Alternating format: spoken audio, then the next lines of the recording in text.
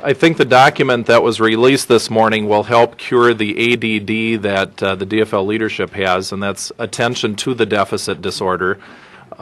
We have had very little attention, I think, given to the massive problem that we face. We've talked about this ad nauseum in the last couple weeks, including yesterday, and I think now it's come to a full front. There's no more excuses as to why inaction is the theme of the day.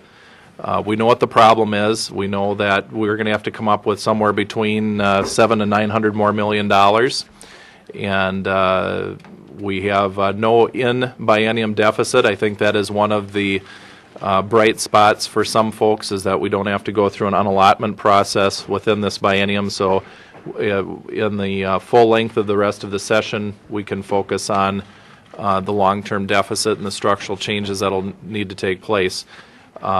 We're fully support and living within our means on revenues and expenditures, as the governor outlined this morning, and we need to focus on job growth. So let's try to find the positive things. The Democrats talked about job growth. We're all about economic growth and helping grow our way out of this. We're also going to have to be of the understanding that we're going to have to reduce spending in a lot of key areas, and we will be feeding the governor some good ideas, some of which were not incorporated in the original budget, and we will also be having press conferences week by week again to unveil more details as to the budget. I caught a little snippet of Representative Surdich saying we haven't offered ideas. Everyone in this room knows that we've been having weekly press conferences unveiling multi-million dollars of ideas on balancing the budget, and we just haven't been able to get hearings and on our bills. And I think at this point they're going to have to be realistic. If they want everyone to come out with honest budgeting, they need to come out and say whether they're going to raise taxes or not do it on the Friday before Easter or some irrelevant time, but let's have the discussion, let's have the debate, and let's get session finished on time within budget. When the governor was asked... No, I'm all done. Well, and I too will be brief. Not nearly as brief as Marty, no.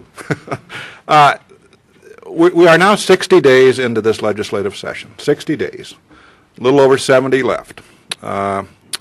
We all come here, we represent a state of 5.2 million people.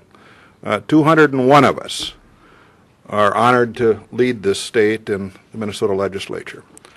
And I would just say, as we look at the budget today, $6.4 billion deficit brought down by $1.8 billion worth of federal stimulus money, 4.6 bottom line at least to work on. Once again, it's time for leaders to lead. It's time for leaders to step up. It's time for us to do our jobs. We were all, again, elected. We all at one point in time held up our hand and said, I will.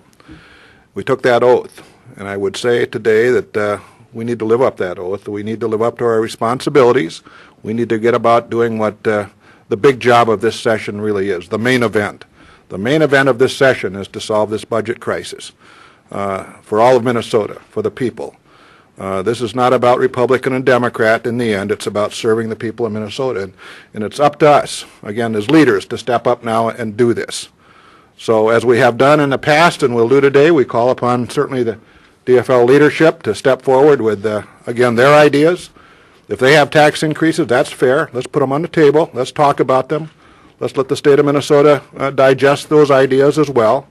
The governor has certainly proposed what he thinks we ought to do. We can agree or disagree with that, but again, let's get every idea on the table. And once we get every idea on the table, we can begin what we need to do, and that's have the glorious discussion about how we solve this and how we go home. Again, it's time for leaders to be leaders. We're ready to lead. Marty and I, certainly from the standpoint of our caucus, but certainly we need help from the majority in this case. And so, again, our plea goes out. Let's not focus on what the governor is thinking or doing or has said or will say or may even suggest in the future. Let's have a legislative solution to this. Again, that's why they sent us here. They sent us here to come up with solutions and bring them forward and to have that great debate. So my hope and my plea today is that now that we've got everything on the table, we've had the listening sessions, we've had the state of the state, we've had the governor's budget, we've got the forecasts, all the forecasts we can possibly have, and now let's move forward with a with a resolution to this. So again, we look forward to that. Certainly within that resolution, whatever it might be, there needs to be a strong job growth component. We need to grow ourselves out of this. We can't simply assume that just because we're here and we do budgets that we're going to grow this thing out of this dump pit that we're in. We need to move forward in terms of creating a new and prosperous Minnesota, and we'll do that again if we can all come together and work together and solve this absolutely horrible crisis that's affecting so many people. As I said and have said many times, tonight there will be somebody that comes home from work telling his or her spouse that they won't be going back tomorrow. That's serious business, and it's up to us to, again, seriously understand those kind of facts and situations and get our work done as well. Thank you.